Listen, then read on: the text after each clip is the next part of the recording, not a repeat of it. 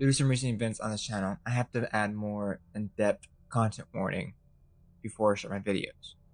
This video is for educational purposes only, and this can hate harm to anyone or anybody. Now there will be some sensitive topics on this video that we will be discussing. So if stuff like that triggers you, I please advise for you to click off. Welcome back to my channel, and if you're new, what's up? Today I want to talk about one of the most gruesome and disturbing topics I've ever talked about on this channel, the dark web. If you're curious about the dark web, I'm just gonna tell you right now, don't go looking for it. Just doing research for this video was dark enough. Now there'll be a lot of stuff I left out of this video that I thought was too intense to put on YouTube or the internet without going into the dark web, due to how bad it gets the deeper you go down the rabbit hole. Now what a lot of people don't know, that the internet is a lot bigger than what we think. The best way to describe this is like an iceberg. Layer 1 is the surface of the web, and it's better described as the top layer. Now this layer is your stuff like the internet, YouTube, Google, Instagram, Facebook, and so on. Stuff you normally find in search engines like Google and DuckDuckGo.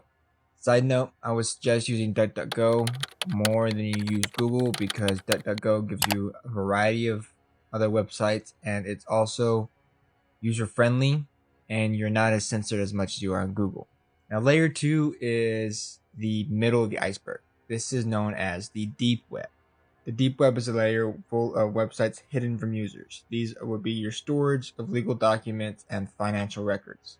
Now layer 3 is, we know where this is going. Layer 3 is known as the dark web. This layer is full of encrypted black markets, anonymous websites, anonymous journalism, not just black market and stuff like that. This is where there's anonymous forums where you're able to express yourself, confess things that you did that you normally can't confess to anybody else, stuff that will be illegal in reality of the world. And we think we use a lot of the internet. Like, we have full access to the internet and we use a big portion of it daily. But that's not true. I mean, us normal mundane people who don't use the dark web or the deep web, we only use about 4% of the internet. And the other 6% internet is the dark web, and 90% internet is the deep web. If someone says you have an internet problem, you really don't, honestly. You, my friend, are using the only 4% internet that is safe. Now, this is where things get a little bit weird. The creation of the dark web. So the dark web was not created for what you think it was. The dark web was created back in the 1990s. It wasn't used back then for what it's used now. It honestly kind of grew and took a life on its own. The actual reason was some sort of way to send encrypted messages between agents and spies for the government. The dark web was created by government researchers to help us out with the wars and so on. But that didn't last long. It's kind of difficult for the government to shut down the dark web, or shut down the baby that they created, because of how big and vast it's grown. I mean, it only uses 6% of the internet, and that's still pretty good chunk of change, 6%. With the encryption and protection of the dark web, it's quite difficult to access. You need a special type of software, along with, well, yeah, you do need a special type of software. You need VPNs, security antivirus systems. This stuff will help mask your location. The virus protectors put firewalls up so you don't get invaded by hackers. The dark web uses hundreds of routers, and this bounces off your IP address. Tor the Onion is one of the websites that uses encrypted computers to bounce your IP address around the world to different routers, masking your location, like a VPN, but it's not that strong or powerful. So say you're in LA, you're using one of these Onion search engines. Well, it bounces your IP address around. With a VPN, it'll bounce your true IP address around, saying you're in Mexico, then New York, and then in Canada, and then Bosnia, then Dubai. Who knows? It's a way of protection, but like I said, it doesn't always keep you fully protected. And there's tons of web communities that you wouldn't even believe existed on the dark web. Now I'm going to throw another disclaimer out there. This is where I strongly advised, if you are easily triggered, to click off this video. We are not going to talk about any lighthearted topics. This video will get darker, so trigger warning ahead.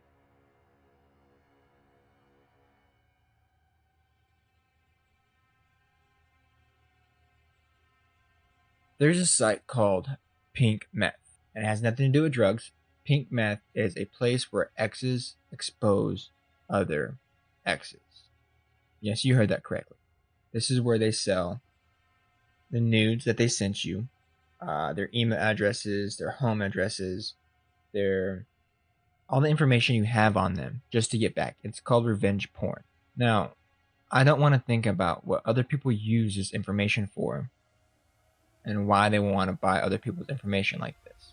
But I do want to add, Kevin Christopher, I have it pulled up right here, 27, allegedly falsified the postings of 10,000 graphic photos online, extorted victims for $350 each through his website. So Pink Meth was actually shut down by the FBI. Pink Meth revenge porn, darkened website shut down by FBI. Anonymous, whatever that means. Pink Meth is a notorious website which saw people paid for posting explicit pictures of former partners.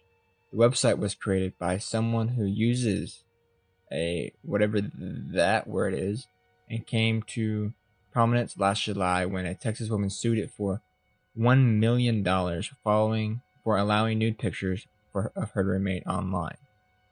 So the lawsuit was brought by lawyer Jason Van Dyke on behalf of a student at the University of North Texas named Shelby Colquhoun. Okay, so the site was shut down and it was sued for $1 million. So that's good. That's real good. At least something good came out of this. So there's no more Pink Meth. There are these sites and forums where people talk about how they want to eat, cook, and kill people and share their cannibalistic experiences.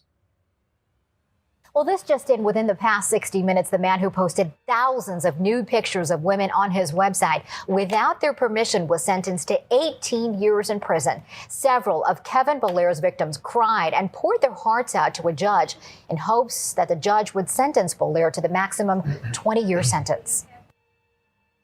Back in October 2018, Alexander Nathan Barter posted an ad on the dark web stating, "I like to try necrophilia and cannibalism and see how it feels to take a life.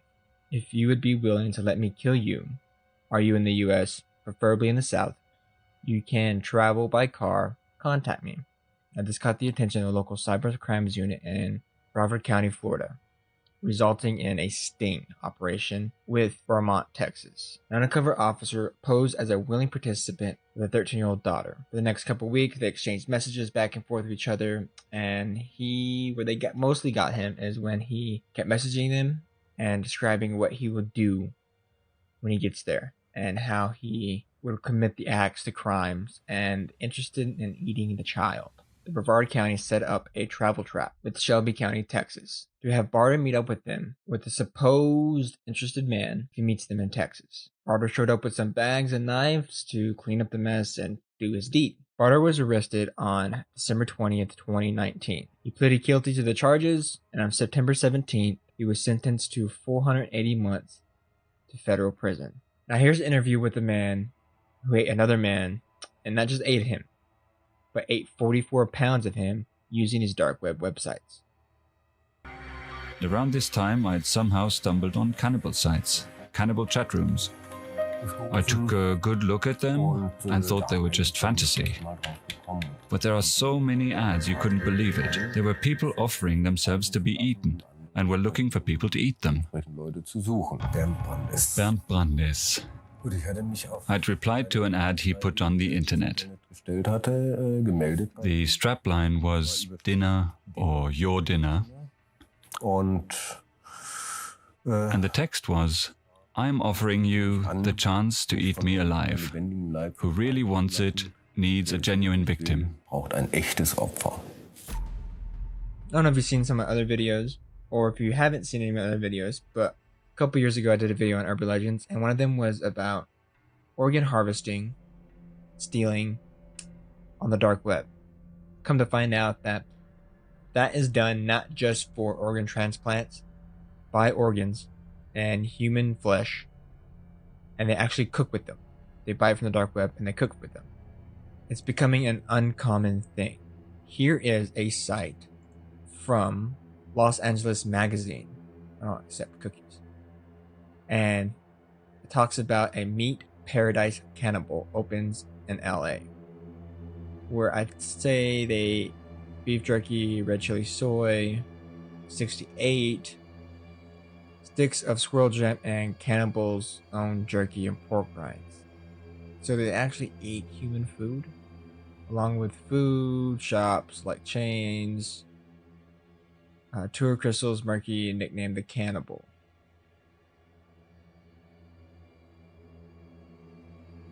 I don't think they actually eat human food or humans. Kitchen has more toys. I don't care. Tell me if it eats humans or not.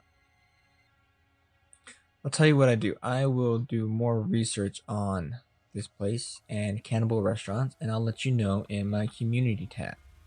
Because this is really quite interesting if they're actually trying to push cannibalism out into the world.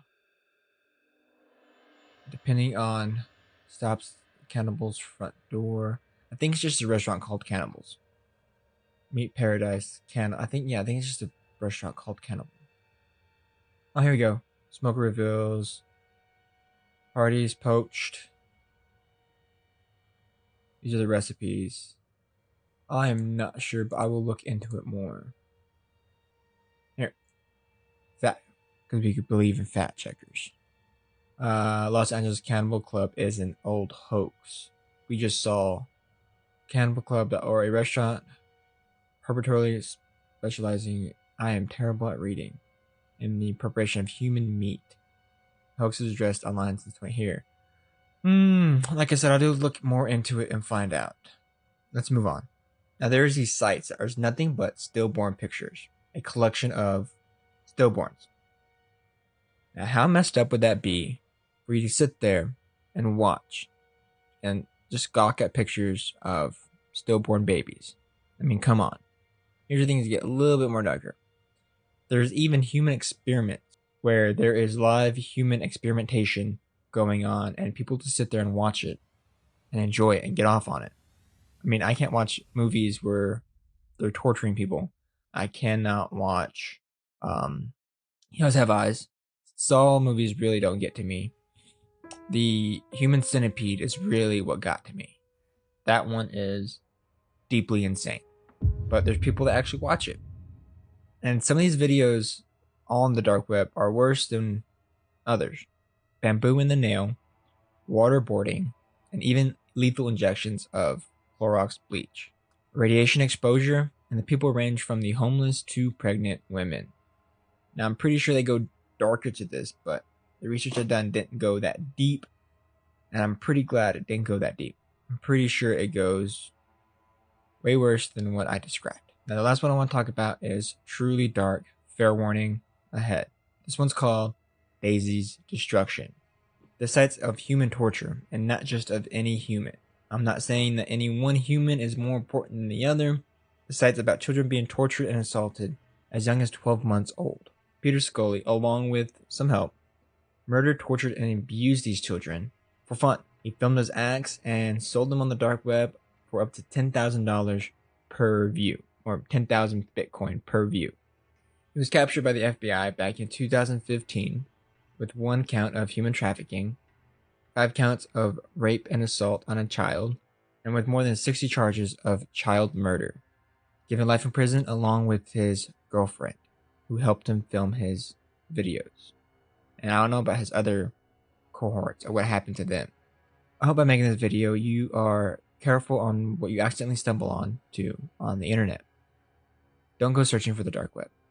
The internet is a very scary place on its own. I mean, online gaming is very scary for children. Social media is scary for children. And for an adult, it can get even more scarier depending on what you look up. I hope you enjoyed today's video. Until next video, peace, guys.